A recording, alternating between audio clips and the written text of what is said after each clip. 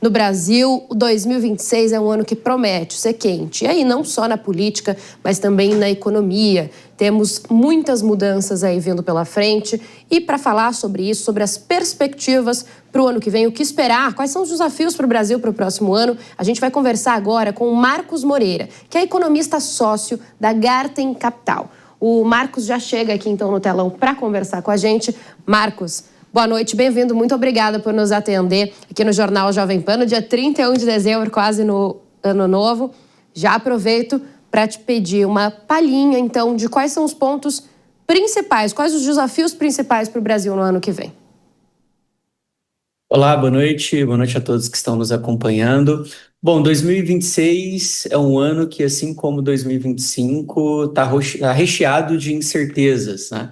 Principalmente na seara econômica. Nós acreditamos que, sob a ótica macroeconômica, a gente deve ter juros, né, começando a cair aqui no Brasil, né? O tão aguardado início do ciclo de corte de juros no Brasil, finalmente deve chegar. Então, nós devemos ter uma Selic saindo de 15 para algo perto de 12, mas ainda existem alguns riscos claros que precisam ficar no radar, como, por exemplo, a inflação, que ainda está distante, né, do centro da meta do Banco Central de 3%. Agora, 2025, a gente deve encerrar com a inflação em mais ou menos 4,3%. 2026, as nossas projeções se aproximam de 4,2, ainda distante do centro da meta do Banco Central. E nós temos ainda um fator especial para 2026, e que não é a Copa do Mundo, né, mas que é as eleições presidenciais que vão ocorrer e que, historicamente,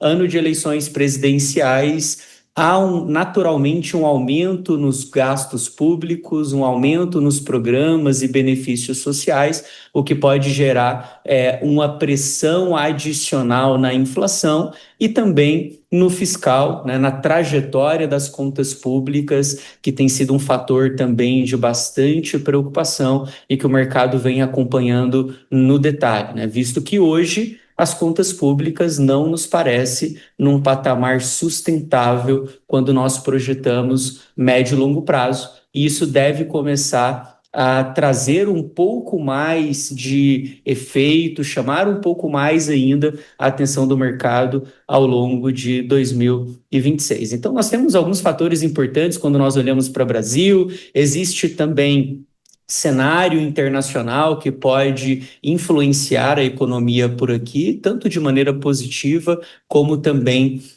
negativa. Mas eu diria que inflação e ajuste nas contas públicas, sem sombra de dúvidas, são os dois grandes principais assuntos aí para 2026, quando nós falamos de Brasil.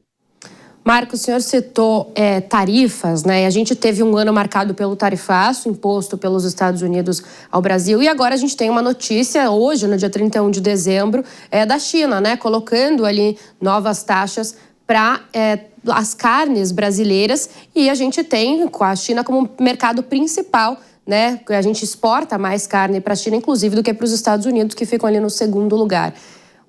A gente vai falar até disso daqui a pouco. O ministro da Agricultura já disse que não tem tanta preocupação, mas como que a gente pode analisar esse cenário? Pode ser, sim, um fator preocupante para o Brasil? Fator número 1 já a partir de 2026? Sem dúvidas, isso traz uma preocupação adicional, visto que o Brasil é um grande exportador de commodities. E a exportação de commodities desempenha um papel fundamental na balança comercial, que influencia, por exemplo, o próprio comportamento do dólar aqui dentro e também no crescimento da atividade econômica, né? Nós vemos o Brasil desacelerando a economia ao longo dos últimos anos. Então, por exemplo, 2024, nós tivemos um PIB crescendo na casa de 3,2, 3,3. Agora, em 2025, a gente deve crescer algo perto de 2,1. E para 2026, espera-se 1,7. Então, à medida que possa haver, né, a imposição de tarifas que impacta a exportação brasileira, sem sombra de dúvidas, esse é um fator de preocupação. Para o que foi anunciado hoje, não vemos um sinal vermelho, eu diria que talvez um sinal mais amarelo, mas sem sombra de dúvidas é um assunto para a gente continuar acompanhando, né? Nós já vimos um pouco desses efeitos tarifários vindo dos Estados Unidos. Vale lembrar que no começo do ano o Brasil era um país que estava se beneficiando, né, de todas as tarifas que estavam sendo aplicadas no mundo. A gente tinha a menor delas, né, que era uma tarifa de 10%.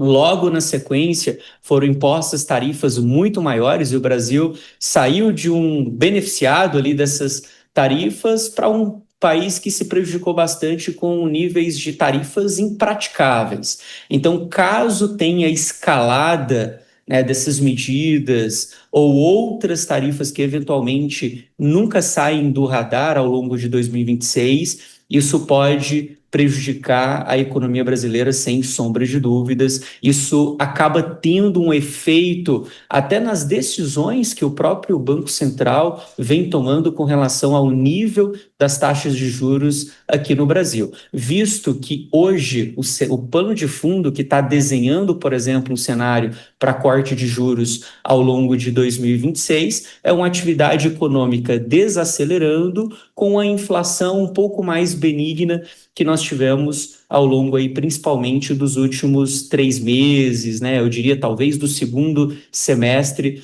de 2025. Então, sem dúvidas, é um fator de atenção aí que o mercado vai ter que monitorar no detalhe já no início de 2026.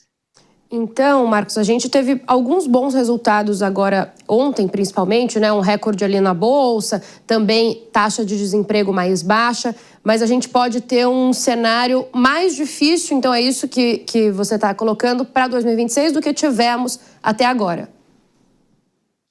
Sim, um ponto importante, você comentou sobre o recorde da Bolsa, né? A Bolsa acaba sendo um termômetro para o mercado, mas nós vimos um fenômeno interessante ao longo dos últimos meses, é que foi uma antecipação recorde de um cenário de eleições ano que vem. Né? Então, historicamente, com 6 meses antes das eleições, o mercado começa a colocar isso no preço. Nós já estamos vendo um trade eleitoral começando a ser precificado nos ativos. Nós tivemos também um fator externo, né, que beneficiou bastante o mercado aqui na economia brasileira e talvez o principal deles tenha sido a expectativa do mercado que o corte de juros ele já vai começar muito em breve. Hoje nós esperamos, por exemplo, que o Banco Central deve cortar juros a partir de março. Então, vale lembrar que o mercado é um mecanismo de antecipação de movimentos.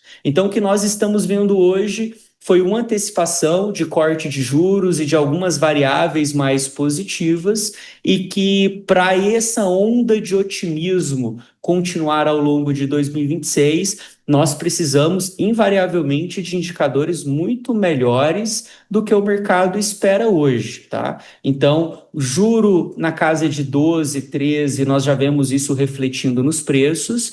Então, para o fator taxa de juros acabar gerando o gatilho de mais uma alta na Bolsa, por exemplo, a gente deve ter projeções de juros vindo abaixo do que o mercado já precifica hoje, tá? Então, esse é um ponto de destaque muito importante que o mercado, de fato, já está antecipando algumas variáveis importantes que nós projetamos para 2026. E o que sobra, sem sombra de dúvidas, é um cenário mais hostil, é um cenário de mais aversão a riscos, e que isso sempre vai fazer preço. No entanto, que nós acreditamos que uma postura mais cautelosa dos investidores, olhando para os próximos 12 meses, tem sido um caminho bem razoável na nossa percepção.